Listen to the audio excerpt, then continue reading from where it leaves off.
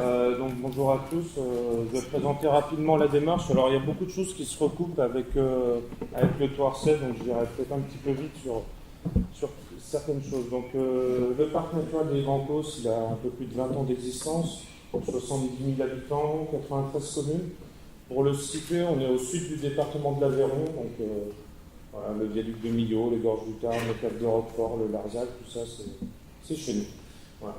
Un plan climat engagé en 2009 de manière totalement volontaire. À l'époque, c'était une opportunité pour on va dire, traiter de la problématique de l'éolien. Sur notre territoire, on a un territoire très propice à l'éolien, donc forcément beaucoup de polémiques autour. Et du coup, les élus à l'époque, plutôt que de se positionner pour ou contre l'éolien, ils ont voulu intégrer ça dans une démarche globale. Voilà. Une démarche globale sur un mix énergétique et sur une transition énergétique. Donc la stratégie, je la place très rapidement. On a tous des chiffres différents, de toute façon vous ne les retiendrez pas. Simplement 2200 gigawattheures, c'est ce qu'on consomme. Aujourd'hui, on en produit 800. Entre guillemets, un taux d'autonomie énergétique de l'ordre de 40%. Voilà. L'objectif que les élus se sont fixés, c'est l'autonomie en 2030. Quand je dis autonomie, c'est pas autarcie. C'est simplement montrer que ce territoire, à partir de 2030, il peut produire l'équivalent de ce qu'il consomme. Ça ne veut pas dire qu'il faudra s'arrêter par la suite. Après, tout le surplus, ça sera de l'exportation de l'énergie et de la solidarité entre guillemets territoriale. Savoir que nous, on a toutes les ressources. On a du vent, du soleil, région très ensoleillée, on a beaucoup d'eau, des grands barrages, on a énormément de biomasse, on a un territoire très agricole, forestier. Par contre, on n'a personne pour consommer cette énergie. Donc si à un moment, il n'y a pas un échange entre territoire et ville, on arrivera très très vite à faire des territoires ruraux autonomes, et par contre, les villes, voilà, il va falloir créer ces réseaux d'échange qui ne sont pas forcément aujourd'hui très au point là-dessus. Ça pose d'autres problématiques, mais je pense qu'il y a d'autres ateliers aujourd'hui, je crois, sur les réseaux électriques, et puis il y a une table ronde, je crois, demain. Voilà, donc l'effort 2200 gigawattheures de consommés, 800 de produits, l'idée c'est d'arriver à 1400. Comme dirait souvent mon président, de taper sur tout ce qui bouge, un petit peu comme le pays Toircet, toutes les ressources sont bonnes à prendre, donc toutes les énergies, puis surtout l'effort sur la baisse des consommations d'énergie. Alors cette stratégie, je passe vite, mais un point quand même qui est essentiel, tout ça, ça peut se faire grâce au soutien de l'ADEME depuis très longtemps. Dès 2007, il y a eu un travail qui a été mené à l'échelle de la région Midi-Pyrénées pour identifier les PCET, pour lancer un petit peu les démarches. Et à partir de 2009, il y a eu vraiment des fonds accordés au territoire. Et voilà, on parlait à l'époque des contrats ateliers, des contrats cotes. Maintenant, on est au Cotec. Demain, je ne sais pas ce que ça sera, mais je suppose qu'il y en aura d'autres. Mais en tous les cas, le soutien à l'animation il est essentiel pour nos territoires. Derrière, on a eu donc la reconnaissance TEPCV. Alors ça, on pourra en parler un petit peu parce qu'on a une convention assez originale, entre guillemets, parce qu'on est en fait très peu sur des actions d'investissement. On a cherché à chaque fois à faire des actions levier, voilà, pour générer encore plus d'investissement. Et un euro TEPCV ne débouche pas sur 1 euro ou 2 euros d'investissement, mais derrière, ça doit déclencher 30, 40, 50 euros d'investissement. On pourra y revenir. Et enfin, on adhère au CLER et au réseau TEPOS depuis cette année. Alors cette stratégie, on a voulu aussi intégrer ça dans tout un tas de dispositifs. Alors des dispositifs financiers, on co-gère, on est co-signataire avec la région du contrat régional unique, ce qui nous permet de préinstruire entre guillemets tous les dossiers qui vont émerger à la région. On a un axe très fort sur tout ce qui est maîtrise de l'énergie, énergie renouvelable. Juste un exemple, j'ai reçu pas plus tard que hier de la région la liste des projets qui émergent à la prochaine commission permanente. On a une douzaine de dossiers qui passent sur de la rénovation de bâtiments publics, de logements sociaux, des chaufferies bois, etc. Et ça, aujourd'hui, il y a les fonds à la région là-dessus, et l'idée c'est que nous, on ne vient pas rajouter des fonds supplémentaires, simplement on accompagne tous les porteurs de projets pour les faire glisser sur ces fonds. On a la même chose avec l'État à travers le contrat de ruralité et le programme LEADER que gère le parc, donc des fonds européens, va avoir toute une ligne sur tout ce qui est investissement sur la mobilité. Donc l'idée c'est que nous on n'a pas contrairement à une communauté de communes, on a des petits budgets dans des PNR, on ne relève pas d'impôts, mais on ne relève pas de taxes. Donc on ne finance pas directement des opérations, simplement on a plus des actions d'accompagnement des collectivités, mais il y a un moment quand on leur dit qu'il faudrait faire, on leur fait des jolies études, derrière on a aussi contractualisé avec les financeurs pour que derrière il y ait du financement à l'investissement. Alors cette stratégie, elle a été aussi intégrée totalement au SCOT. Donc on est un des rares PNR à apporter un SCOT, un schéma de cohérence territoriale. Et on a voulu intégrer totalement ce PCET qui était volontaire, donc qui n'avait aucune portée réglementaire. On a voulu vraiment intégrer ces éléments dans le SCOT pour apporter une portée juridique. Après, le SCOT, entre guillemets, les limites, c'est qu'on va s'adresser uniquement aux nouveaux projets. On va pouvoir mettre des règles sur les projets de construction, sur les projets d'aménagement, sur les projets d'énergie renouvelable. Après, pour tout ce qui est rénovation de bâtiments, là, ça va être un peu plus compliqué. Donc le SCOT, il identifie, donc il réintègre cette stratégie énergétique d'autonomie 2030. Il vient derrière définir le mix énergétique, il vient dire il faut tant de mégawattheures éoliens en 2030, tant de mégawattheures en photovoltaïque, etc. Le président du parc l'a exposé hier, ça a dû faire réagir certaines personnes, mais il y a une obligation. Alors une obligation c'est toujours compliqué dans un SCOT, mais en tout cas il y a une incitation très très forte au développement de financement participatif sur tous les projets. Tous les projets de grande envergure, on va parler de 250 kW électriques, tous ces projets-là, on demande à ce qu'il y ait à minima 35% de capital détenu par le territoire. En premier lieu, les collectivités. Alors pourquoi deux objectifs assurer des ressources sur le territoire. On l'a vu, c'est une piste d'action pour le Toircet derrière pour payer l'animation. Pour conforter cette animation dans les collectivités. Alors nous, on ne récupérera pas forcément de revenus fiscaux. Mais en tous les cas, il y a l'intérêt financier pour le territoire et l'autre intérêt, c'est la maîtrise aussi par le territoire. 35%, c'est pas anodin, c'est histoire d'avoir la minorité de blocage dans tous les projets. Il faut savoir qu'aujourd'hui, les éoliennes qu'on a en place sur le territoire du parc, elles sont parties de projets de développeurs classiques. Aujourd'hui, il y en a la plupart qui appartiennent maintenant aux Émirats. Donc voilà, c'est aussi éviter cet exode et ces dérives qu'on peut avoir sur les grosses. On a annexé au SCOT un schéma de planification énergétique qui vient, filière par filière, décliner sur le territoire les zones éoliennes, les zones photovoltaïques au sol.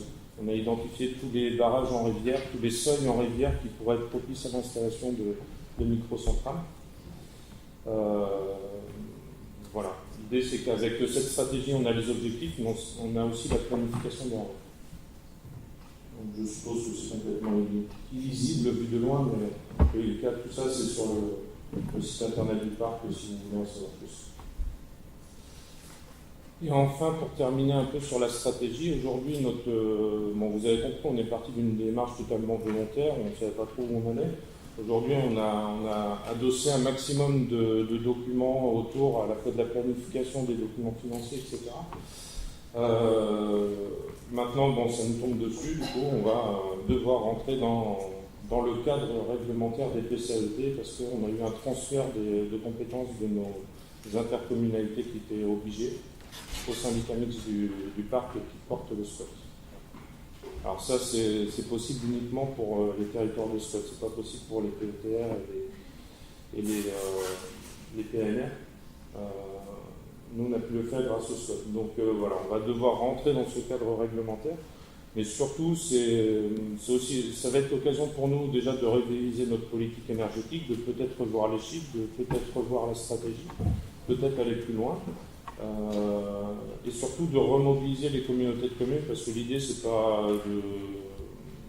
pour les communautés de communes c'est pas de se débarrasser de cette compétence parce que dans les 5 que compose le parc, il n'y en a qu'une qui est obligée. Voilà. Les 4 autres, l'idée c'est qu'elles vont prendre une compétence PCAET volontaire pour nous la transférer.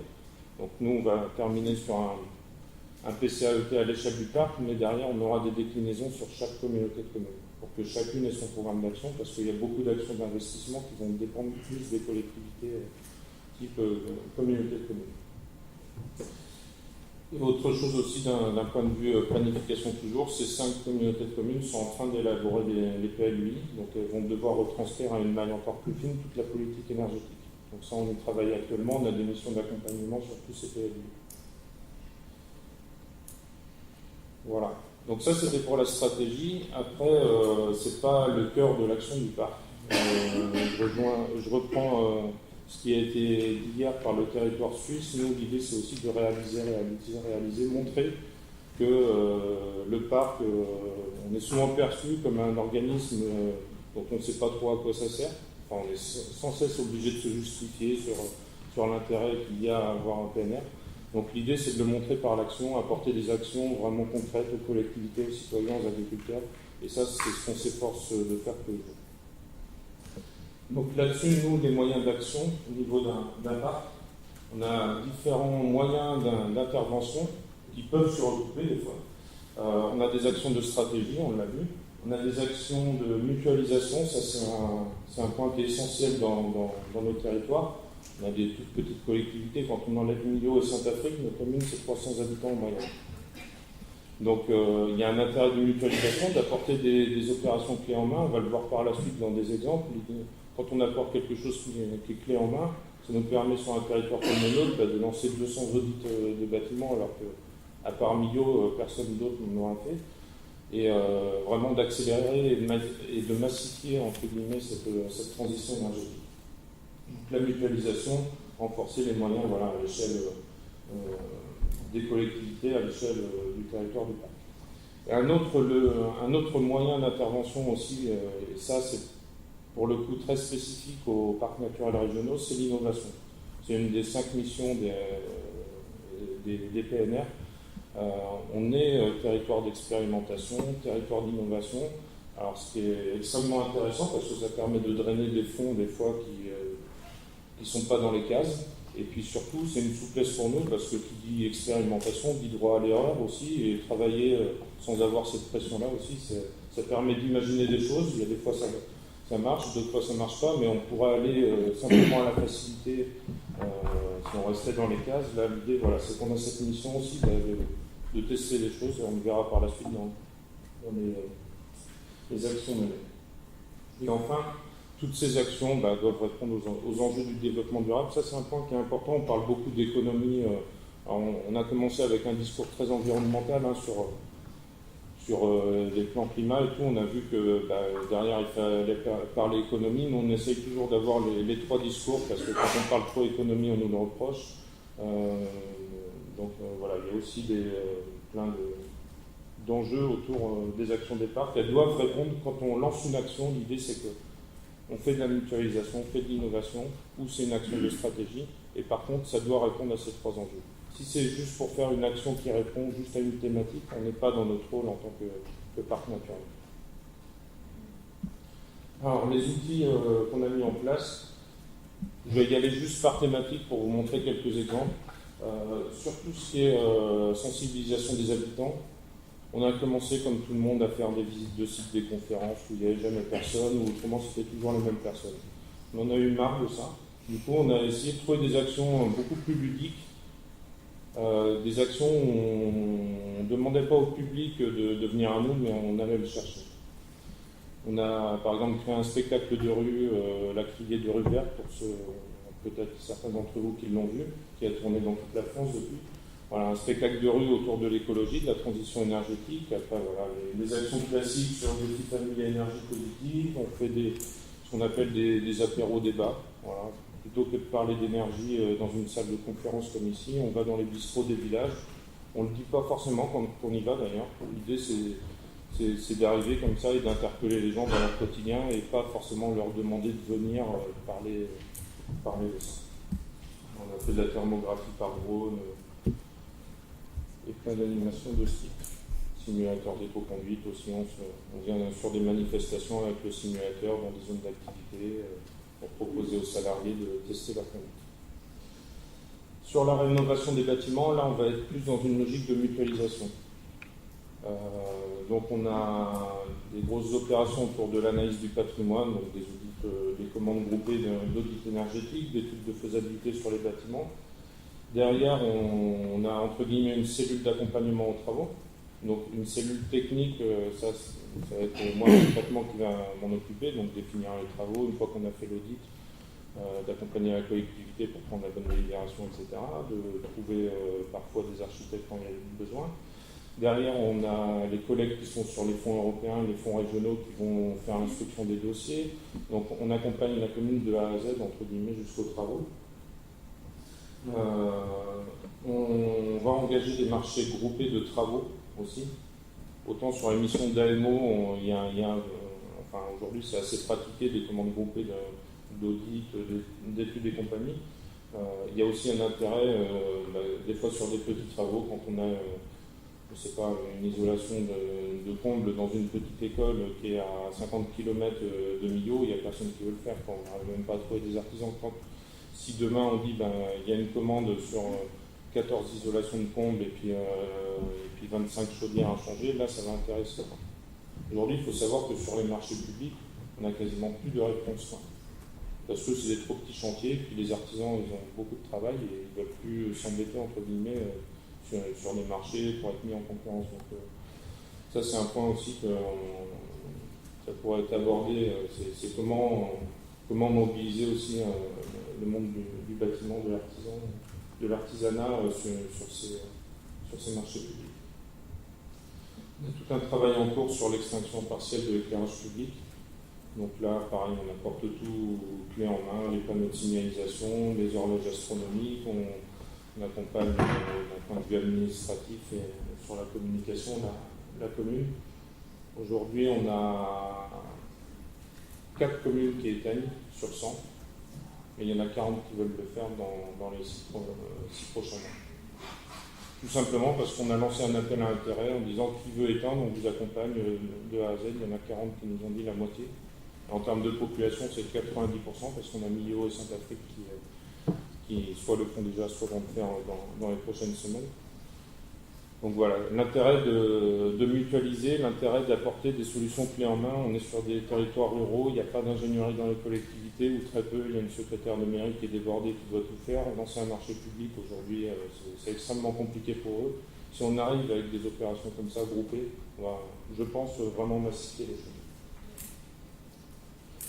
Sur la mobilité, là, on va être plus, pour le coup, dans l'expérimentation, l'innovation. Surtout en territoire rural, ça a été dit par le Toircet. La mobilité en milieu rural, ça a souvent été laissé de côté parce qu'il y a quand même un certain fatalisme autour de la voiture, on ne pourra pas la remplacer, etc. Nous, l'idée, c'est d'accompagner ce changement de comportement. Donc, les solutions qu'on a mis en place et qu'on teste, ça va de covoiturage, je l'ai mis, ça n'a rien d'innovant, sauf que quand j'en ai parlé en 2009 aux élus du parc, il y a tout le monde qui nous prenait pour des fous. Voilà. Covoiturage, les gens ils vont rentrer dans la voiture de quelqu'un d'autre. Enfin, ça paraît bizarre, quoi. Bon, aujourd'hui, ça s'est démocratisé. Aujourd'hui, quand on parle d'autostop organisé, on l'a mis en place depuis 2 ans sur le territoire. Là encore, on nous prend encore pour des fous, quoi. Attends, mais avec quelqu'un que tu ne connais pas en plus, tu ne sais même pas. Enfin, là encore, ça prend du temps, tout ça. Simplement, une petite anecdote là-dessus. Aujourd'hui, on a fait des tests sur de l'autostop entre Millau et Saint-Afrique, qui est un axe moyennement fréquenté. On a des temps d'attente à chaque arrêt de l'ordre de 3 minutes. On attend 3 minutes, on est prêt. Voilà. Même le métro parisien, je pense qu'il ne fait pas. Donc c'est quelque chose qui marche. Simplement, ça demande un autre changement vis-à-vis de la voiture, de dépersonnaliser un petit peu la voiture. Alors ça paraît fou encore aujourd'hui, mais je pense que ça va aller très très vite dans les prochaines années, quoi. Il y a des phénomènes nouveaux qui ont pris une ampleur en quelques années, comme Blablacar, et même sur d'autres thématiques, sur Airbnb par exemple, les gens ils laissent leur maison à des gens qu'ils ne connaissent pas pour leurs vacances. Et ça, en 2 ans, ça commence à révolutionner le marché de l'immobilier, enfin de l'hôtellerie et compagnie. Donc c'est pour vous dire que des choses comme ça peut aller très vite aussi. Voilà. L'autopartage, c'est pareil. Alors là, laisser sa voiture à quelqu'un d'autre. Bon. Donc ça, on va le tester avec nos véhicules. On va le mettre en place avec un partenariat a priori avec Cities Toulouse. On prête des vélos à assistance électrique aux habitants, on fait des achats groupés, là on en revient à cette logique de mutualisation pour les communes. Là on vient de fournir une 50aine de vélos aux collectivités, on en a voilà, en prêt aux habitants. Et sur la mobilité, il y a aussi une logique d'organisation du territoire. Là-dessus, on met en place des plans de déplacement inter-entreprises, inter-administration, et on a un projet assez ambitieux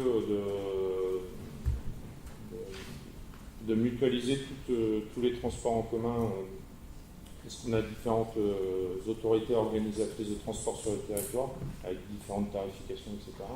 Donc là, on a pour idée d'aller peut-être jusqu'à la création d'une agence organisatrice de la mobilité sur le territoire. Ça, c'est des choses qui ont été inscrites dans le SCOT, là encore, hein, mais il y a un intérêt de créer une offre lisible et visible pour la population. Et par contre, ça ne marchera que sur certains axes. On a besoin aujourd'hui de développer des solutions qui permettront de diffuser vers les territoires ruraux, les territoires très ruraux. Là, vous voyez, on a 2 pôles, un milieu au sein d'Afrique. Entre les deux, on peut organiser quelque chose en transport en commun. Il n'y a que là qu'on pourra le faire. Pour tout le reste, il faudra d'autres solutions. Alors, ça sera peut-être de l'autostop, du covoiturage, de l'autopartage. C'est pour ça qu'on met tout ça en place. Mais l'idée, voilà, c'est qu'aux extrémités de cette ligne de transport en commun, on ait des genres de pôles d'échange multimodaux ruraux qui soient adaptés. Okay. Et enfin, pour terminer, sur les énergies renouvelables, là, les maîtres mots, ça va être la planification, la mutualisation, là encore, et aussi que ça fasse ressources pour le territoire. Donc, tout ce qui est détermination de zone, on en a parlé. On a fait un travail sur tous les seuils en rivière. On a 450 seuils sur le territoire. On a énormément de petites rivières. Sur ces seuils, il y a des fois des petites marches qui ne sont pas forcément équipables. On a regardé un par un lesquels seraient équipables, à quelles conditions, qu'est-ce qu'on pourra en tirer. Et aujourd'hui, sur les 10 premiers, ceux qui ont le plus gros potentiel et la plus grande probabilité pour que les projets se fassent, on engage les études de faisabilité. Et on va engager derrière les études réglementaires et compagnie. Et là, pour le coup, c'est le parc qui porte encore. Alors qu'on n'est pas sur du patrimoine, mais du parc. Toujours dans l'analyse du potentiel, sur le photovoltaïque, on a regardé tous les bâtiments publics dans un premier temps. Là, on envisage de faire des graphes de projet. Il y a 300 bâtiments où les élus sont intéressés, où il y a du potentiel. Donc là, ça va être sur le financement. Soit on va partir sur des commandes groupées pour les communes qui veulent le faire, et il y en a qui ne veulent pas investir, enfin qui ne peuvent pas investir surtout. Et là, on va travailler sur un montage clé en main avec la création d'une société ou pas derrière, il faudra voir, parce qu'on a aussi des opérateurs économiques en région. Je pense à NPEI, qui est un fonds d'intervention de la région et qui peut financer des installations en propre. Donc voilà, dans une logique de tiers financier. Et on vient de sortir un cadastre solaire sur l'ensemble du territoire du parc avec la société Nissan WeTrust, pour ceux qui connaissent. Sur le bois énergie, après avoir accompagné beaucoup de projets, on s'est rendu compte que les projets bois énergie, c'était compliqué pour certains, pour les petites communes, parce qu'il y avait énormément de corps de métier à coordonner, etc. Que c'était cher, le bois énergie, et quand on va... alors que moi, il y a quelque chose qui m'a toujours choqué, c'est quand on va sur un hôpital, on lui dit, mais là vous avez un super truc à faire, on étudie le projet, temps de retour de 2 ans sans subvention, et le projet ne se fait pas. Et je me dis, mais ils sont cons, je veux dire, ils payent, excusez-moi, mais ils payent chaque année du fonctionnement, en 2 ans c'est amorti, et après c'est jackpot. Et quand on cherche un petit peu, on se rend compte que ces hôpitaux ou ces maisons de retraite, elles sont surendettées, qu'elles vont à la banque, c'est même pas la peine aujourd'hui, donc elles ne peuvent plus faire d'efforts financiers d'investissement. Donc d'où l'idée de créer un outil qui puisse dégager l'investissement aux usagers et de créer une société donc, qui vend de la chaleur, comme on vend du gaz aujourd'hui, comme on vend de l'électricité. On a créé donc cette société qui permet d'associer à la fois tous les acteurs du territoire, à la fois les collectivités, les producteurs de bois, les installateurs de chauffage, les exploitants, les banques, les bailleurs sociaux. On a 19 actionnaires dans cette société d'économie mixte, donc à gouvernance publique. Et l'idée, c'est que cette société elle répond au marché de délégation de services publics des collectivités, donc sur les réseaux de chaleur, et elle peut, en tant que SEM aussi, faire des offres de vente de chaleur, des contrats privés de vente de chaleur. Elle peut demain, comme ceux qui ont vu peut-être les fermes de Figeac, elle peut venir poser une chaudière devant un établissement et contractualiser avec l'établissement pour lui vendre de la chaleur. Après, il y en a peut-être qui seront sur l'atelier 2, donc il y aura la présentation de la SEM, enfin en ce moment et cet après-midi, de la SEM Cossénergie. Et sur l'éolien, aujourd'hui, sur l'éolien et plus globalement sur toutes les énergies renouvelables, on est en train d'imaginer un fonds d'intervention territoriale qui permettrait de venir au coup par coup alimenter des sociétés d'exploitation de projets. Ça répond peut-être en partie à la question, mais je peux peut-être y répondre quand même sur cette question. Donc sur l'hydroélectrique, on a des seuils qui appartiennent à des propriétaires privés, alors souvent très âgés en plus, et aussi à des collectivités. Nous, on porte les études, jusque-là, on n'a pas besoin de délégation de maîtrise d'ouvrage pour porter une étude. Pour porter des études réglementaires non plus. Donc si le projet est rentable, on trouvera une solution pour le faire. Soit, nous l'idée c'est qu'on ait des projets qui se fassent. Si le propriétaire il trouve un intérêt au projet économique, on lui donne tous les éléments pour le faire. S'il veut le faire lui-même, le financer lui-même, on lui lèguera l'étude entre guillemets. Alors peut-être qu'on négociera quand même de nous financer ce qu'on a payé d'études, mais une fois que le projet sera fait. Parce qu'aujourd'hui, payer une étude de faisabilité sur un seuil pour un propriétaire, payer 5, 10 000, 15 000 euros, il n'y a plus d'aide dessus, il n'y a plus de subventions, ils ne le font pas. Ils ne vont pas payer 10 000 euros pour voir quoi. Donc nous, on fait ce travail-là, on prend le risque en tant que collectivité de le faire. Et par contre, voilà, si le projet vient à se réaliser, c'est peut-être des droits à construire qu'on pourra imposer derrière à la personne de dire on a mis 20 000 euros d'investissement dans les études. C'est notre quote-part au capital demain de la société. Ce qui permet de répondre à l'objectif du SCOT aussi, pour les projets de grande envergure. Et pour ceux qui ne voudraient pas le faire, on l'a fait sur la SEM, et la SEM c'est quand même beaucoup plus complexe sur la garantie d'avoir des... il y a beaucoup plus de risques dans un projet de réseau de chaleur au bois que sur un projet photovoltaïque, sur un projet hydroélectrique où on a des tarifs d'achat quand même et des productions qui sont mesurables entre guillemets. Donc sur ces projets-là, voilà, on peut envisager de créer des outils. Est-ce que c'est une SAS de projet dans lesquels il y aurait des collectivités, les citoyens, des entreprises, mais entre guillemets, ça devient accessoire le financement des projets. Si le projet est bon, on trouvera une